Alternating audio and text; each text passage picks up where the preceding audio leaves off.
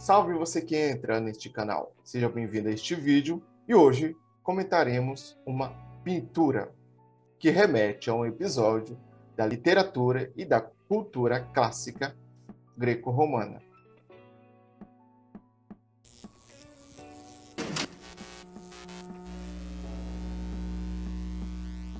Essa pintura, cujo título é Enéas Fugindo de Troia, feito em 1750, pelo pintor Girolamo Battoni, será objeto deste vídeo. Os comentários que eu farei aqui serão no sentido geral. Vou analisar um pouco a composição e o que essa pintura revela para a gente de um episódio muito conhecido. Apesar do título dizer que é Enéas Fugindo de Troia, eu quero provar a minha tese de que essa pintura diz mais para mim sobre Creusa, a personagem feminina, do que necessariamente Enéas. Mas vamos à análise. A primeira ferramenta que eu utilizarei neste vídeo é a regra dos terços. Esta é uma regra de composição usada tanto em pintura, ilustração, quanto na fotografia, de modo a encaixar os elementos dentro de um espaço. Primeiramente, dividimos com duas linhas, três partes horizontais.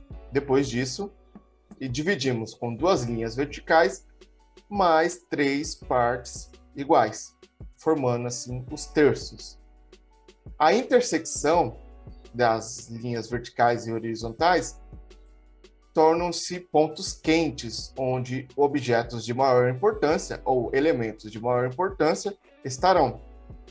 Eu aponto três indicações. Primeira, talvez mais saliente, seja o rosto da personagem feminina, Creusa. O segundo é o ombro de Enéas, indicando todo esse conjunto que se forma com os três personagens, Enéas, Anquises, seu pai, e Ascano, ou Iulo, seu filho. Outro ponto ainda marca este grupo. E o quarto e último ponto, talvez o menos quente de todos os quatro, remete mais uma vez à personagem Creusa. Mas além dessa divisão, podemos explorar outras possíveis. Por exemplo, podemos analisar em quadrantes, ao dividir a imagem ao meio, horizontalmente, e depois verticalmente. E ali nós teremos um ponto também central da imagem. Observem que a linha vertical divide exatamente a personagem da esquerda dos três personagens à direita. Vamos visualizar melhor. Observem que a cor verde separa o conjunto dos três personagens da desgarrada Creusa. Além disso, a intersecção entre a linha vertical e a linha horizontal dos quadrantes marca outro ponto quente, que interessantemente é a mão de Creusa. Essa mão, como nós vamos analisar um pouquinho mais à frente, é muito significativa, assim como outros elementos. Mas vamos por partes. Voltando à imagem totalmente colorida, outro ponto que podemos analisar é o fundo. Aqui, como vocês já devem ter notado, nós temos uma cidade ao fundo, em que no canto superior esquerdo tem uma chama tomando esta cidade. Essa cidade representa Troia e esse grupo está fugindo de Troia, como o título indica. É uma fuga de uma cidade que foi tomada. Então nós temos uma muralha, uma cidade em chamas e um céu azul no canto superior direito.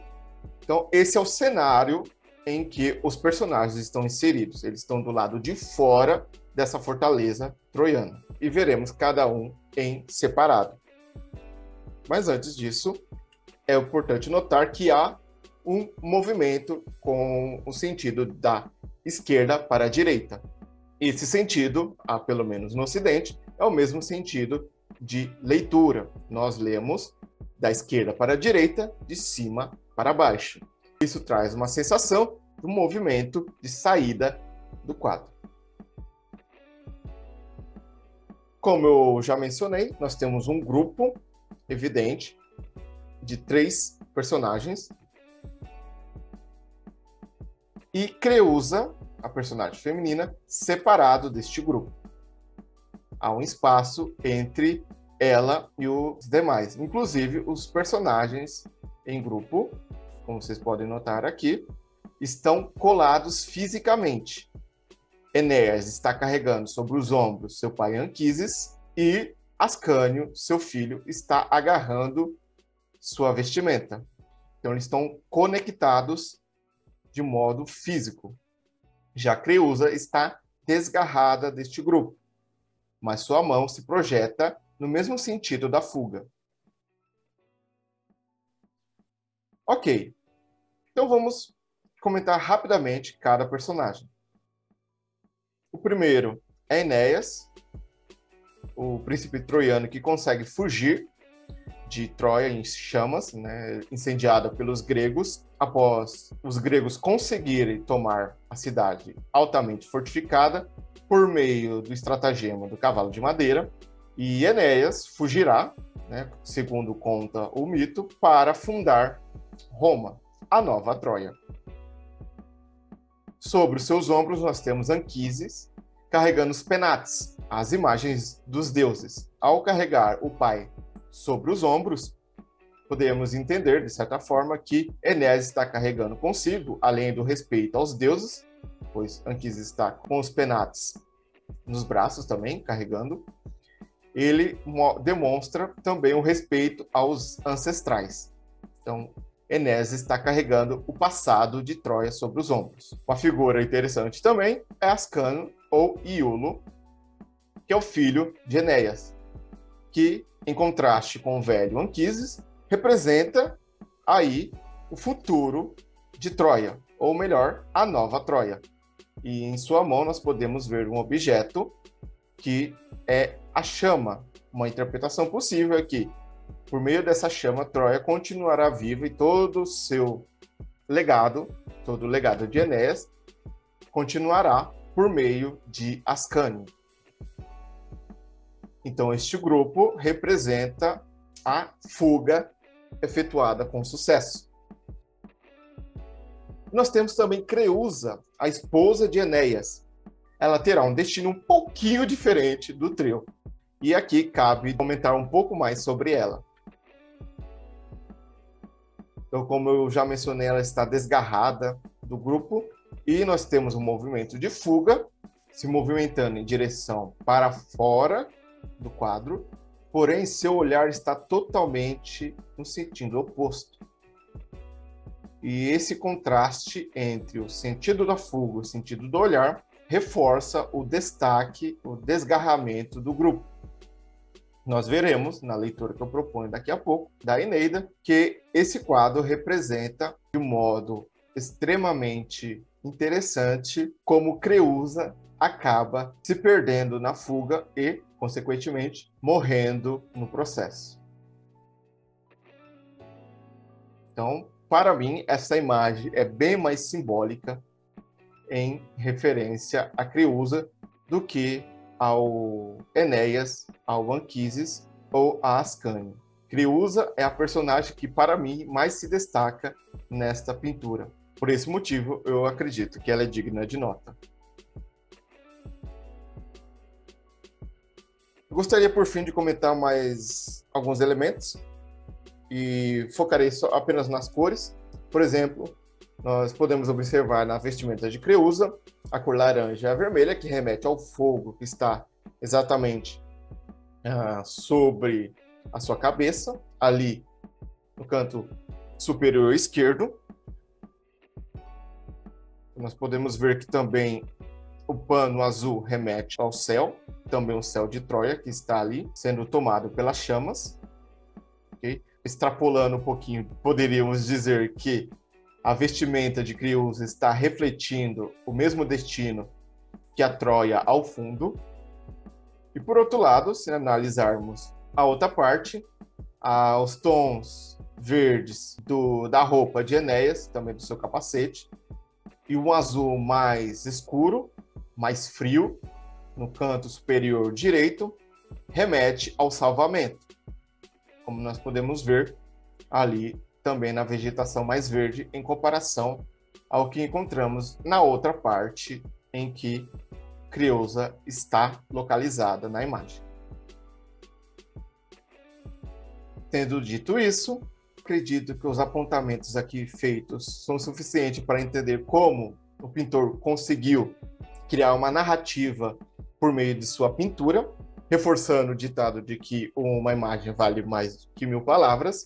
Porém, eu sei que outras observações poderiam ser feitas ou aprofundadas. Por isso, deixo espaço dos comentários para que vocês coloquem a sua contribuição. Para finalizar, vale a pena ler o trecho da Eneida em que esse episódio ocorre. Vamos à leitura. Aqui é Enéas narrando essa cena. À vista já me encontrava da porta, muito crente de havermos ultrapassado os perigos, e eis que ouço, parecem, passos precipitados. Meu pai, esforçando-se para ver claro na escuridão, me gritou: "Foge, filho, depressa, estão perto. Vejo brilhar os broquéis, as espadas reluzem no escuro." Desde esse instante, não sei que deidade inimiga turvou-me o entendimento.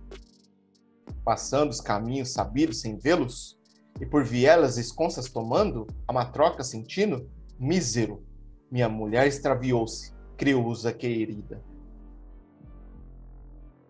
Por injunção do destino rendida talvez de cansaço, não sei dizer. Nunca mais estes olhos puderam revê-la. O pensamento ou o olhar não volvi para trás um momento, até não chegarmos ao teso indicado no sacrário de Ceres.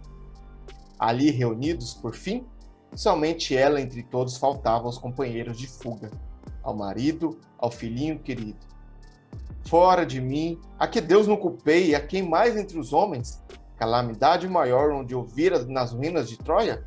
O pai Anquises, Ascânios, os troianos penates aos sócios logo encomendo, e os abrigo na curva de um vale sombrio.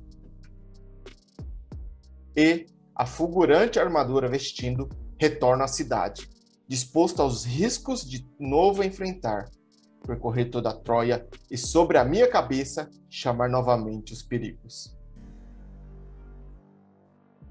Aventurei-me até mesmo a gritar no deserto sombrio, naquelas ruas vazias, tomado de angústia indizível, chamei muitas vezes Creusa, de muito maior estatura.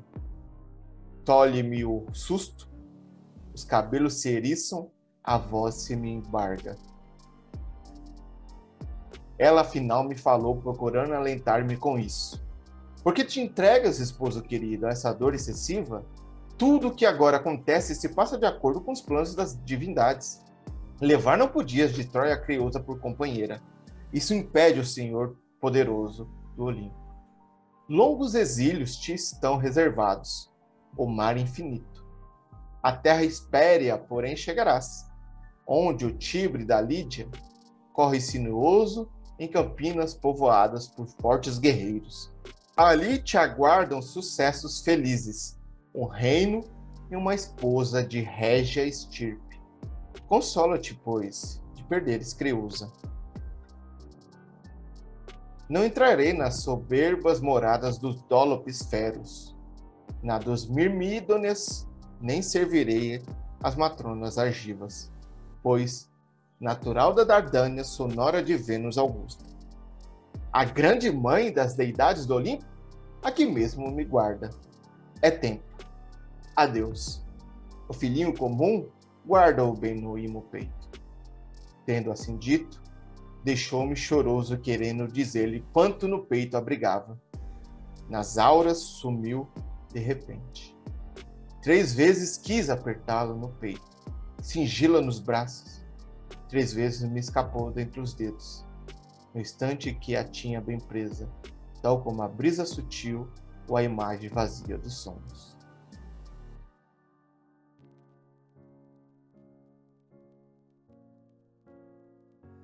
Com esse lindo episódio, que para mim é muito marcante, principalmente depois de conhecer essa pintura e analisá-la com vocês, foi lido na Eneida, no canto 2, dos versos 730 ao 794. Essa leitura foi feita na tradução de Carlos Alberto Nunes, na edição da 34, nas páginas 185 a 189. E aí, conheci esse episódio da cultura e da literatura clássica? O que mais de interessante você conseguiu observar na pintura? Deixe seu comentário, deixe sua avaliação no vídeo, não se esqueça de se inscrever no canal, compartilhar se você gostou e creio que nos vemos na próxima. Valeu!